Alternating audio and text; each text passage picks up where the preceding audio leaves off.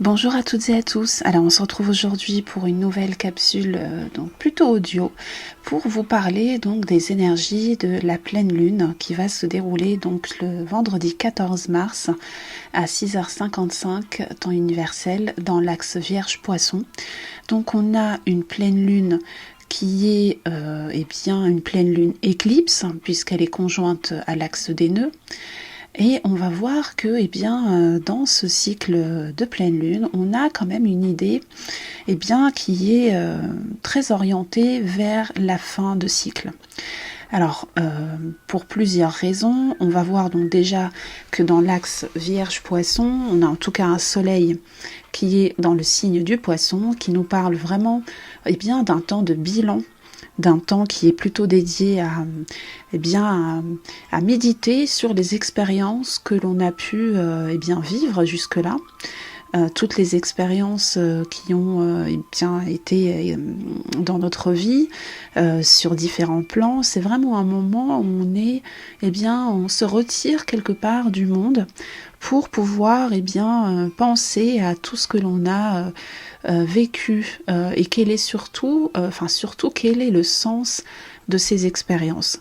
Donc l'archétype Poisson, il a cette capacité à nous connecter à une dimension plus élevée, une dimension où la conscience s'ouvre à différents niveaux de lecture du monde, ou en tout cas avec une lecture qui est orientée vers le sens, vers l'ouverture, vers le pardon et vers la reliance.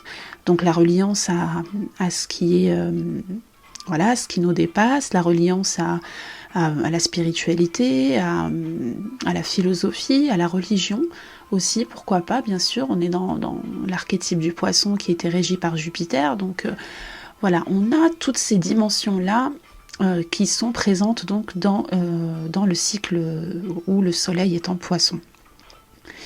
Alors, donc pour cette pleine lune, on a donc la lune qui est donc en face du soleil, à 23 degrés du signe de la Vierge, et qui est bien sûr donc conjointe au nœud sud. Donc le soleil est conjoint au nœud nord, la lune est conjointe au nœud sud, dans l'axe donc Vierge-Poisson, et c'est ce qui produit donc la saison des éclipses. C'est la conjonction donc des luminaires, soleil-lune, au nœud lunaire. Alors, on a donc on a vraiment cette idée, je trouve, dans cette carte de pleine lune, d'un temps de fin, un temps de fin de cycle, un temps de clôture, un temps où, comme on le sait, les énergies des éclipses, la saison des éclipses, est toujours un temps où il y a des situations, des événements ou des personnes dans notre vie, on va dire, où les contrats d'expérience qu'on a pu avoir avec ces situations ou ces personnes, arrivent à une forme d'échéance. Donc on a l'idée aussi bien sûr que les choses ou les événements, les personnes peuvent aussi symboliquement s'éclipser, donc sortir de notre vie, ou en tout cas être mis de côté pour un temps. Alors le temps sur les éclipses, je trouve que c'est assez difficile à évaluer, même si on parle souvent de 3, 6 mois, voire un an. Là, je pense qu'il faut regarder aussi un peu le thème astral et voir un petit peu. Bien sûr, il y a la résonance, les échos qui se font donc par rapport aux dernières éclipses qui ont eu lieu dans l'axe concerné, donc l'axe Vierge-Poisson. Et on va avoir bien sûr les prochaines éclipses qui vont se dérouler dans le mois de septembre, puisqu'on aura le soleil qui sera donc en Vierge à ce moment-là. Et on aura donc plutôt des éclipses solaires au nœud sud. Donc sur le temps, je trouve que c'est une notion qui est quand même encore un peu peut-être difficile pour la préciser. Je pense que c'est intéressant de regarder dans les 6 mois quelles sont les situations qui auront pris une nouvelle tournure dans notre vie d'ici les 6 prochains mois. Et donc de voir qu'est-ce qui est arrivé à terme, qu'est-ce qui arrive à échéance dans notre vie, et qu'est-ce qui est amené aussi à eh bien, à se dissoudre et à prendre une nouvelle forme. Alors pourquoi je parle de dissolution et de nouvelle forme? On a donc le Soleil en Poisson qui est donc conjoint à Saturne et Neptune. Alors on va parler d'abord de Neptune. Neptune est en fin de signe du Poisson, il est au 29e degré, donc dit le degré anarétique. C'est un degré qui est assez dense, je trouve, dans le sens où, en fait, il nous fait faire le bilan moi je dirais même sur les 12 dernières années, depuis l'entrée donc de Neptune en Poisson. Eh bien, on a là une forme de clôture des enseignements que Neptune a pu eh bien peut-être mettre dans notre vie. Là, ce serait intéressant de regarder eh bien qu'est-ce qui a émergé comme projet ou comme rencontre ou comme événement pour nous depuis l'entrée de Neptune en Poisson. Donc là, on parle de 2012, on va dire, à peu près. Je mettrai les dates plus précises dans la barre de description pour ceux qui sont intéressés. Mais voilà, on va regarder un petit peu quel est le projet ou quelle est la situation, quelle est la personne peut-être qui est entrée dans notre vie depuis donc 2012. Qu'est-ce qu'on a expérimenté avec ce projet, cet événement, cette personne, et comment est-ce que maintenant on arrive à peut-être une dissolution de cette situation avec Neptune qui est conjoint au Soleil et bien avec Saturne qui est aussi donc bien sûr en conjonction un peu plus exacte au Soleil et qui nécessite donc maintenant de trouver une nouvelle forme, d'être construit aussi sur des bases beaucoup plus solides. Donc l'idée de fin de cycle, elle est intéressante puisque elle est elle est pointée par le cycle symbolique de pleine lune, où on est vraiment dans une fin de cycle, par le signe du Poisson, qui est donc le dernier signe du zodiaque et qui implique donc forcément un bilan, ou en tout cas un temps pour clôturer donc certaines choses, pour prendre aussi un peu de distance sur les expériences. On n'est pas encore dans une énergie de renouveau, on y sera quand le soleil rentrera en bélier, mais pour l'instant c'est vrai que c'est un temps de clôture, un temps de fin, un temps de bilan. Et je trouve que cette énergie de fin, de clôture, de bilan, elle est quand même assez présente par ces différents éléments. Alors, donc la conjonction Soleil-Saturne-Neptune, je trouve qu'elle est assez intéressante à explorer, puisqu'on va avoir bien sûr la grande conjonction Saturne-Neptune, début bélier. Là, on est plutôt dans la clôture, comme je le disais, de situations, d'événements qui ne servent plus notre évolution. Voilà, ça c'est vraiment l'idée d'une Nord, je trouve, en Poisson, qui est en train de nous orienter vers une direction d'évolution, de la conscience, d'évolution de notre âme aussi, pourquoi pas. Et donc cette pleine lune, avec cette lune qui est donc éclipsée au nœud sud, elle nous, donc cette lune dans le signe de la Vierge, elle nous demande aussi peut-être de faire peut-être un travail, ou identifier en tout cas des situations où le contrôle a pu être trop présent. Où est-ce qu'on a pu être... là, l'idée, c'est que la Lune est éclipsée, donc c'est-à-dire qu'on n'aura pas accès à cette énergie-là. En tout cas, symboliquement, on peut comprendre, on peut imaginer que c'est le moment de laisser de côté nos besoins de contrôler, nos besoins d'organiser, peut-être nos besoins de prendre en charge intellectuellement, mentalement, les événements ou les situations dans notre vie, et de nous ouvrir plus à une manière peut-être plus intuitive, mais qui implique donc de lâcher prise. Et c'est peut-être là où on aura des éclairages, des enseignements, des compréhensions qui peuvent vraiment nous aider à avancer sur notre chemin de vie. Donc la lune en Vierge, c'est une lune qui est quand même assez anxieuse, en tout cas sur une dynamique émotionnelle. On peut avoir bien la question du besoin d'organiser, de contrôler, d'avoir vraiment une vision très terre à terre sur nos ressources, notre manière de nous relier à la matière, mais aussi dans nos relations. Dans cette énergie-là, on a quand même pas mal de peur. On a peut-être une peur du rejet, une peur de l'exclusion, une peur, vous voyez, là, l'opposition Lune-Saturne, c'est aussi des dynamiques de peur de l'abandon, de peur de la distance, peur du rejet. Donc ça peut être aussi des thématiques qui sont un petit peu, qui ressortent un peu plus pendant ce cycle lunaire. Alors la Lune opposée à Saturne, elle nous parle aussi de prendre cette distance. Vous voyez, quand on parle de fin de cycle, Lune-Saturne, elle est aussi en lien avec un détachement, avec un besoin de séparation, un besoin de recul. Donc un recul soit face à une situation, face à nos émotions, face à une personne aussi qui peut être symbolisée par cet aspect. Donc on est souvent aussi en lien avec bien sûr les parents intérieurs, avec Saturne-Lune. Donc il y a quand même cette idée de prendre du recul dans un contexte de fin de cycle, de clôture de relations, de clôture de situations. Il y a cette idée quand même de détachement.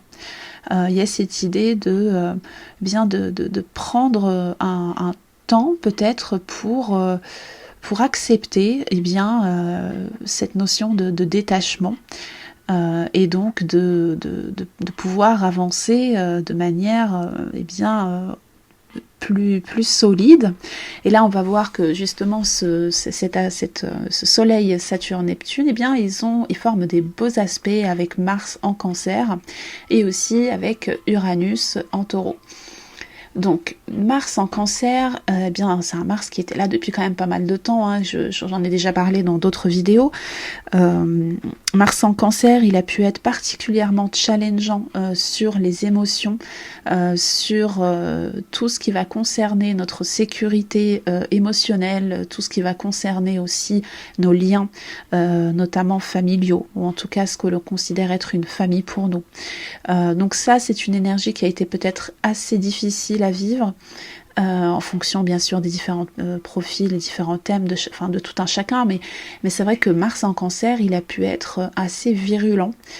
C'est pas la position la plus simple pour ce Mars, mais ce qui est intéressant, c'est que donc il est en aspect facilitant avec le Soleil Saturne.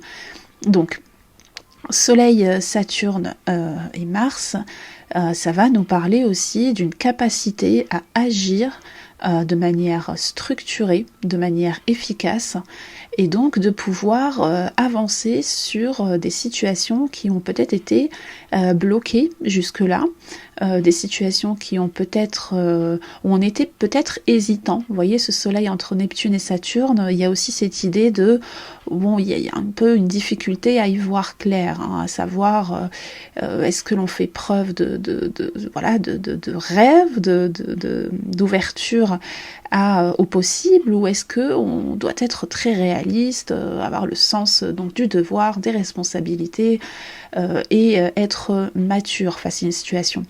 Là, le trigone à Mars, il vient vraiment donner un élan, donner une énergie donc supplémentaire pour avancer, réussir à se positionner, à mettre en place des actions concrètes, et donc de pouvoir vraiment œuvrer avec de l'énergie, de la motivation vers une stabilité, vers des structures solides.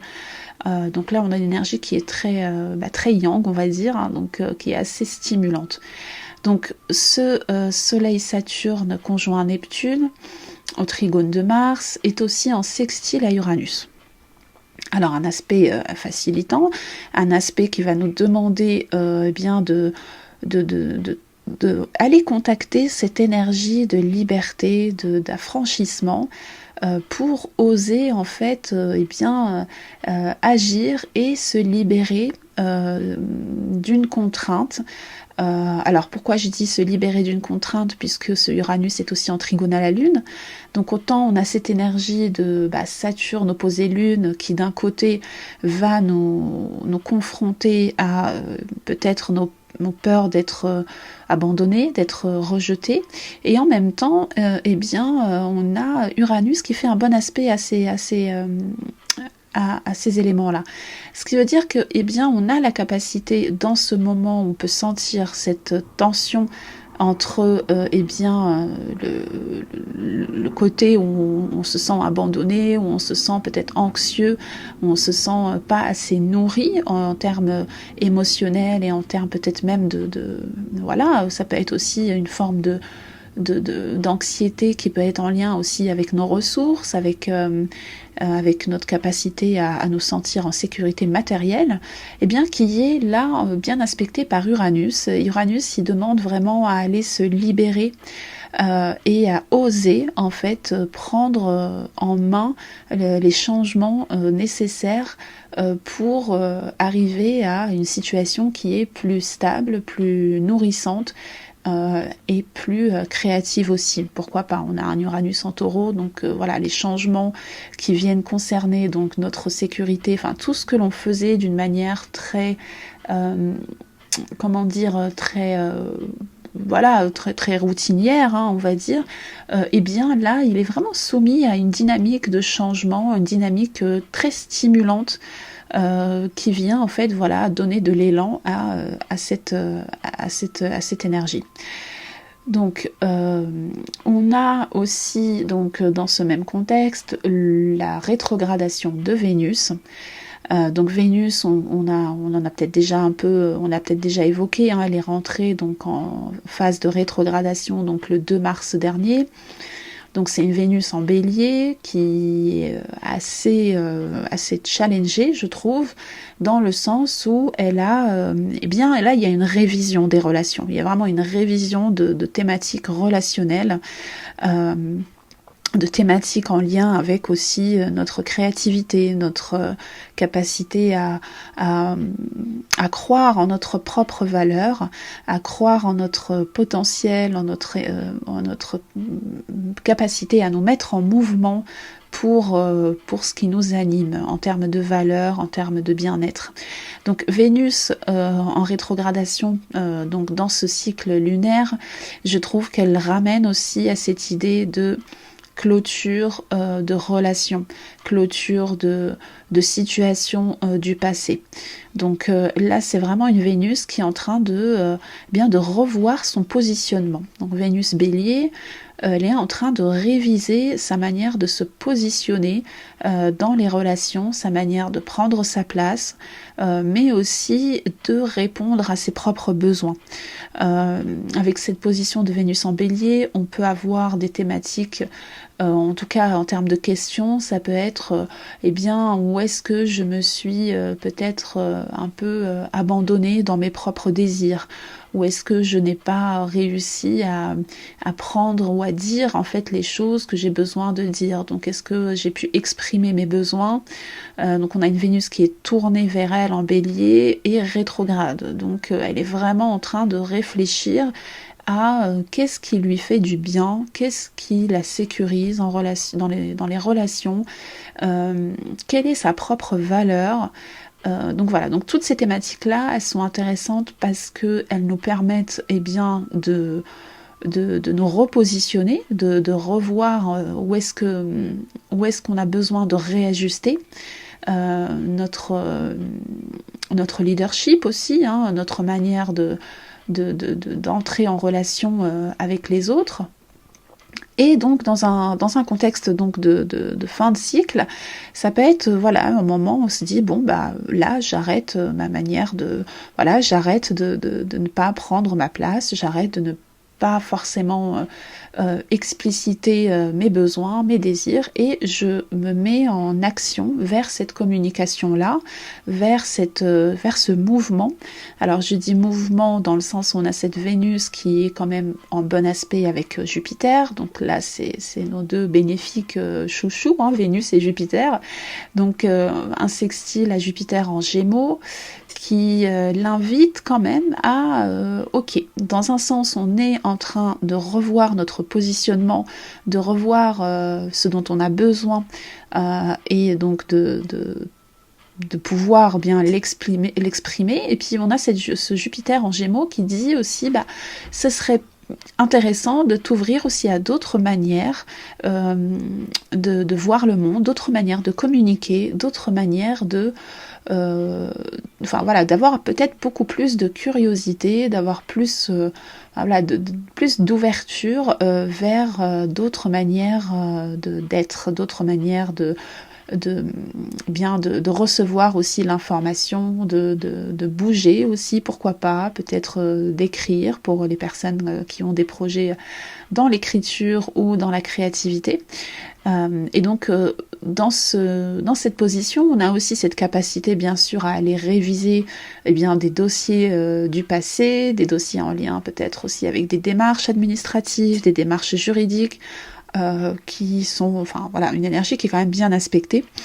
Alors autre chose aussi par rapport à cette Vénus au sextile de Jupiter, elle peut aussi nous donner la capacité, en tout cas donner cette ressource de pouvoir exprimer plus sa valeur, exprimer plus sa créativité, et puis pouvoir, pourquoi pas mettre en place des projets qui nous tiennent à cœur et qui ont cette dimension nourricière en termes de bien-être, et donc les proposer, les communiquer plus dessus. Donc voilà, on a Jupiter Gémeaux, et s'ouvrir en fait au monde. Donc même si on a cette énergie de rétrogradation de Vénus qui, à mon sens, vient vraiment plutôt nous questionner sur le positionnement que l'on doit avoir, le sextile à Jupiter est quand même une énergie assez